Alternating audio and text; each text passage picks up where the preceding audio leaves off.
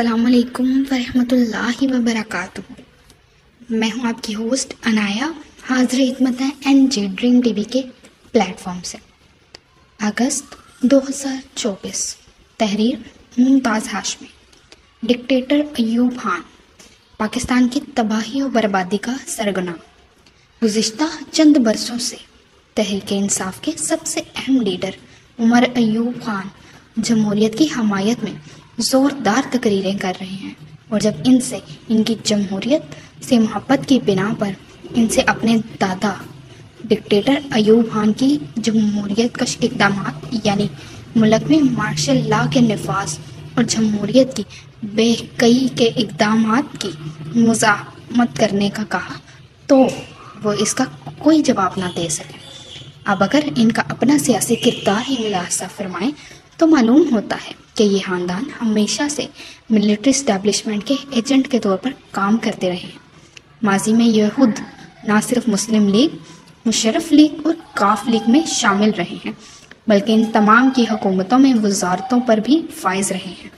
اور یہ کوئی زیادہ دور کی بات نہیں ہے، بلکہ اگر غور کریں تو PTI کی قیادت کی اکثریت ان لوگوں پر مشتمل جو کہ ماضی کی ملٹری اسٹیبلشمنٹ کے ایجنٹ کے طور پر کام کرتے رہے ہیں اور جمہوریت اور اداروں کو مضبوط بنانے کے عمل میں رکاوٹیں کھڑی کرتے رہے ہیں۔ ملٹری اسٹیبلشمنٹ کے اس طریقہ کار کو سمجھنے کے لیے ماضی کی تاریخ کا مطالعہ کرنا ہوگا، اور اس میں ڈکٹیٹر ایوب خان کے گھناؤنے کردار کو یاد کرنے کی ضرورت ہے۔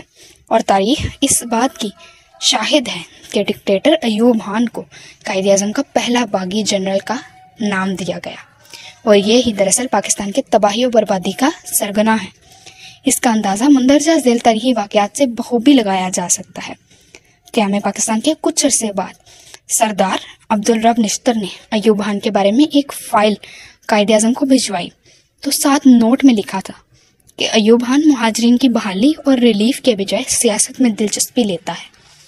اس پر قائد اعظم نے فائل پر یہ آرڈر لکھا: میں اس آرمی آفیسر ایوب خان کو جانتا ہوں، وہ فوجی معاملات سے زیادہ سیاست میں دلچسپی لیتا ہے۔ اس کو مشرقی پاکستان ٹرانسفر کیا جاتا ہے۔ وہ 1 سال تک کسی کمانڈ پوزیشن پر کام نہیں کرے گا اور اس مدت کے دوران BH نہیں لگائے گا۔ بحوالہ کتاب قائد اعظم بحیثیت گورنر جنرل، مصنف قیوم نظامی۔ قائد اعظم کا ایوب خان کے بارے میں غصہ بعد میں بھی ٹھنڈا نہ ہوا، اور جب وہ ڈھاکہ گئے اور انہیں فوجی سلامی دی گئی تو انہوں نے ایوب خان کو اپنے ساتھ کھڑے ہونے سے روک دیا۔ بحوالہ کتاب گوہر گشت، مصنف الطاف گوہر۔ دراصل تقسیم کے زمانے میں امرتسر میں ہندو مسلم فسادات پر قابو پانے کے لیے ایوب خان کو ذمہ داری سونپی گئی تھی، مگر وہ وہاں جا کر مہاراجہ پٹیالہ کی محبوبہ پر عاشق ہو گئے اور اپنا بیشتر وقت اس کے ساتھ گزارنے لگے اور فسادات پر کوئی توجہ نہ دی، جس پر قائد اعظم نے سزا کے طور پر ان کو ڈھاکہ بھجوا دیا تھا۔ بحوالہ کتاب گوہر گزشت، مصنف الطاف گوہر۔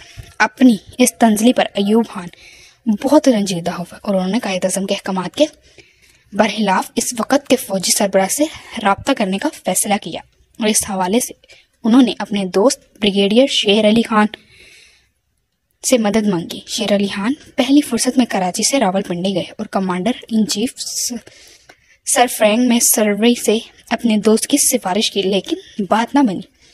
بحوالہ کتاب گوہر گزشت، مصنف الطاف گوہر۔ بانی پاکستان جو 1948 میں سٹاف کالج کوئٹہ گئے تو وہاں گفتگو کے دوران ان کو اندازہ ہوا کہ اعلیٰ فوجی افسران اپنے حلف کے حقیقی معنوں سے واقف نہیں ہیں۔ اس موقع پر انہوں نے اپنی لکھی ہوئی تقریر ایک طرف رکھ کے فوجی افسران کو یاد دہانی کے طور پر ان کا حلف پڑھ کر سنایا اور انہیں احساس دلایا کہ ان کا کام حکم دینا نہیں، صرف حکم ماننا ہے۔ بحوالہ کتاب قائد اعظم بحیثیت گورنر جنرل، مصنف قیوم نظامی۔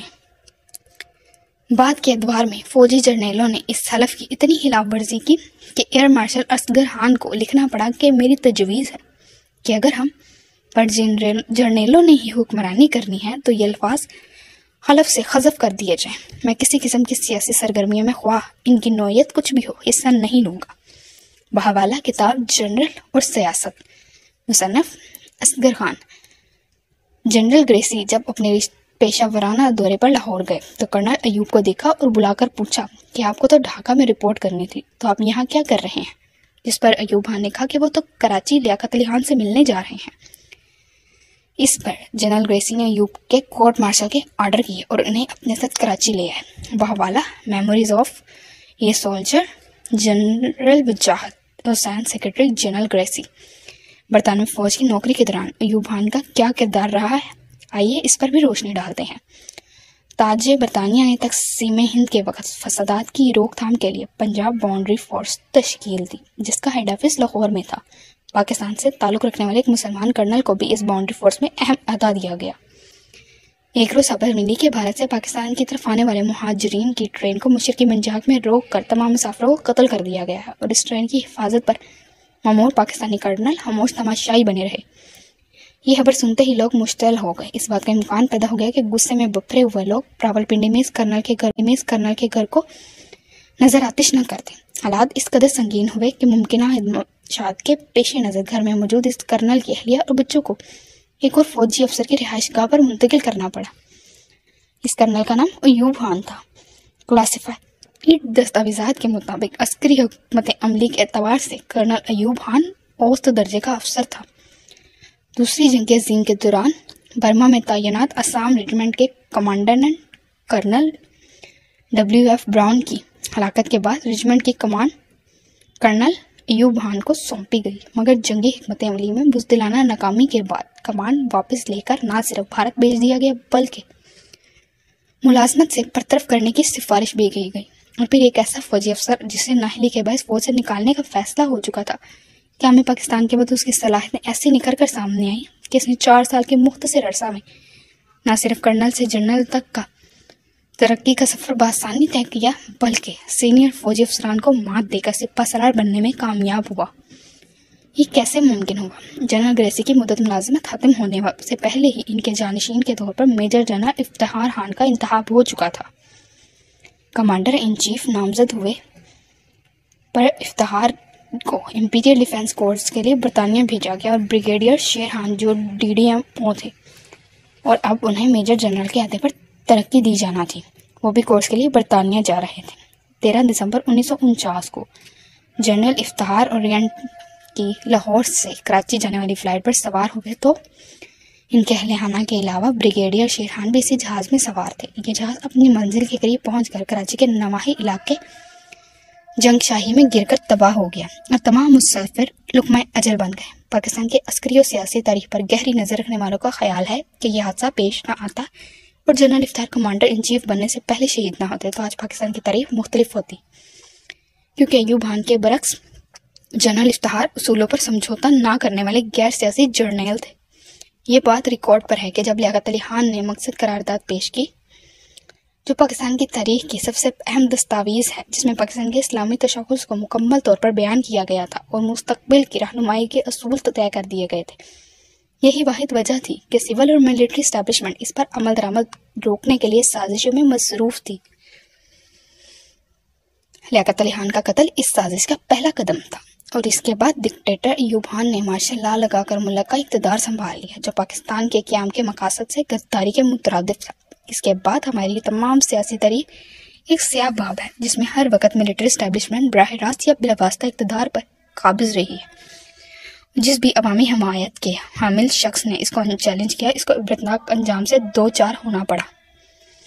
हमारी तारीख न सिर्फ डिक्टेटर अयूब खान के ख़ानदान की पाकिस्तान दुश्मन और इक़्तिदार की हवस को उजागर करता है, बल्कि मुल्क पर काबिज मिलिट्री इस्टेब्लिशमेंट के एजेंडे पर काम करने वाले अक्सर इस्तेसाली तबकात की तस्वीर है। डिक्टेटर अयूब खान के बाद मिलिट्री इस्टेब्लिशमेंट ने मुसलसल इक़्तिदार पर कब्जा बरकरार रखा और जब अवामी रद्दअमल शदीद होता तो दरमियान में मुख्तलिफ वक्फों के लिए नीम जमहूरी अदवार भी देखने को मिले और इन अदवार में ज़्यादातर पॉलिसी एख्तियारात मिलिट्री इस्टेब्लिशमेंट के पास रहे। इन हालात में कोई भी जमहूरी हुकूमत अवामी फलाह बहबूद के एजेंडे को आगे बढ़ाने में ज़्यादा कामयाब नहीं हो सकी, क्योंकि इनकी ज़्यादातर वक़्त और तमन्नाइयाँ इन मिलिट्री इस्टेब्लिशमेंट की साजिशों से निपटने में सरफ होती थीं।